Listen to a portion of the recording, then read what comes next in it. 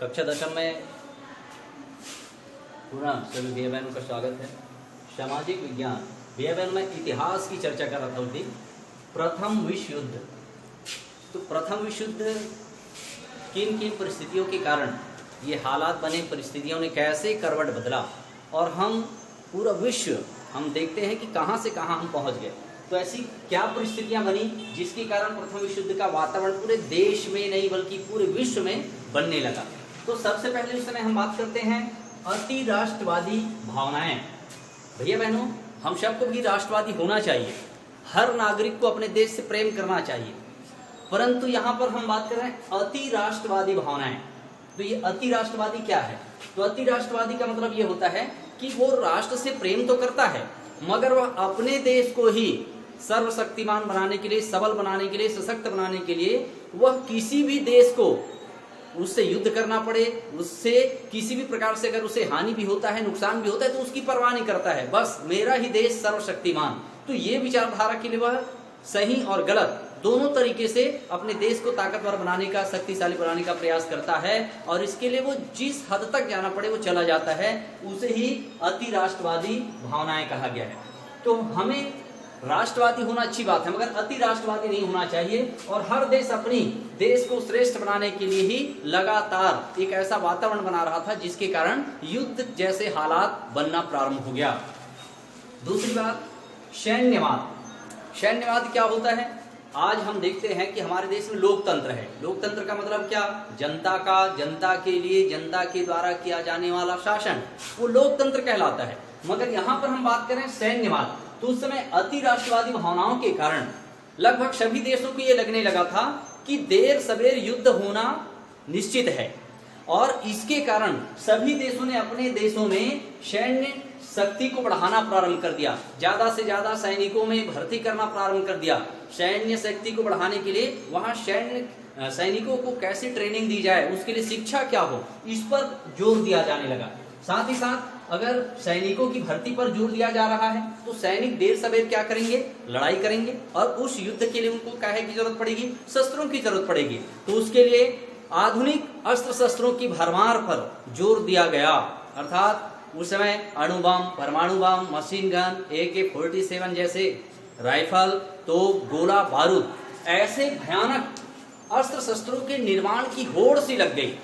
एक देश को देख करके दूसरा देश भी उसको बढ़ावा दे रहा है, दूसरे देश को देख करके तीसरा देश उसको बढ़ावा दे रहा है। अर्थात सैन्यवादी विचारधारा जिसमें सैन्यवाद के साथ साथ अस्त्र शस्त्र के निर्माण पर बहुत अधिक जोर दिया गया और इस बात से कहीं ना कहीं सैन्य शक्ति को बढ़ावा दिया जा रहा है, शस्त्र निर्माण को बढ़ावा दिया जा रहा है। इसका मतलब ये समझ में आने लगा था कि देर सवेर युद्ध होना निश्चित है। तो यह वातावरण बन रहा था सैन्यवाद के कारण। फिर तीसरी बात हम देखते हैं जनमत संग्रह एवं समाचार पत्रों की भूमिका। प्यारे भैया बहनों, उस समय जनमत का मतलब होता है जनता का मत, जनता का मत माने विचार। तो उस समय समाचार पत्रों को बहुत अधिक बढ़ावा दिया गया। और समाचार पत्रों में क्या बढ़ावा दिया गया? तो कोई भी एक देश समाचार पत्र में इस बात को ज्यादा से ज्यादा लोगों तक पहुंचाने का प्रयास करता था कि हमारा देश सर्वशक्तिमान है या दूसरा देश उससे कमजोर है, दूसरे देश की क्या कमियां हैं, दूसरे देश की क्या बुराइयां हैं, दूसरा देश से हमारा देश कैसे श्रेष्ठ है। अर्थात समाचार पत्रों के माध्यम से किसी को नीचा दिखाना और अपने देश को श्रेष्ठ साबित करने की कोशिश करना।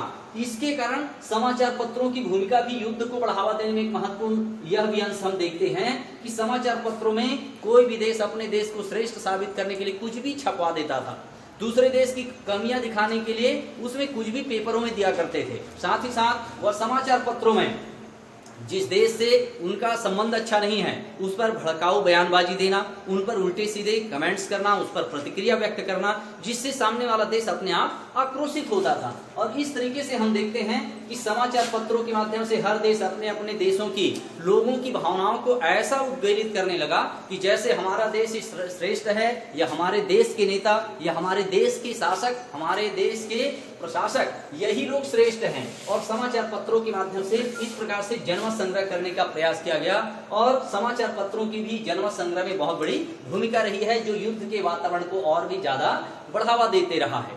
फिर हम बात करते हैं डार्विनवाद। तो ये डार्विनवाद क्या है?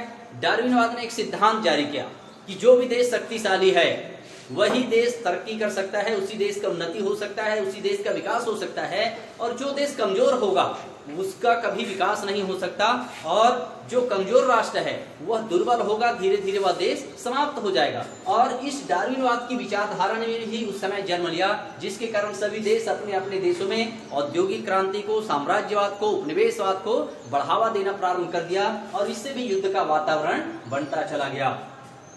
उसके बाद श्रमिक एवं महिलाओं की सोच, तो प्यारे भैया बहनों उस समय सभी लोग युद्ध के पक्ष में थे, मगर उस समय दो वर्ग युद्ध के पक्ष में नहीं थे। तो वो कौन? श्रमिक वर्ग और महिलाएं। ये दोनों वर्ग युद्ध के पक्ष में नहीं थे। ये दोनों को इस बात का अंदेशा था कि अगर युद्ध होता है तो हमारी रोजी रोटी छीन जाएगी, ये श्रमिकों की चिंता थी। दूसरी महिलाओं की चिंता थी कि अगर युद्ध होता है तो कहीं ना कहीं पुरुष वर्ग समाज का अंत होगा, और इससे हमारी महिलाओं के ऊपर दोहरी मार पड़ेगी। हमें पुरुष विहीन समाज में अपने बच्चे, घर परिवार की जिम्मेदारी निभानी पड़ेगी, और यह हमारे लिए आर्थिक समस्या भी जन्म देगा। तो ऐसी स्थिति में श्रमिक और महिला वर्ग सिर्फ युद्ध के पक्ष में नहीं थे, बाकी पूरा विश्व का वातावरण युद्ध के अनुकूल बनता चला गया। परिणाम स्वरूप आगे जाकर 1914 में प्रथम विश्व युद्ध की शुरुआत हुई।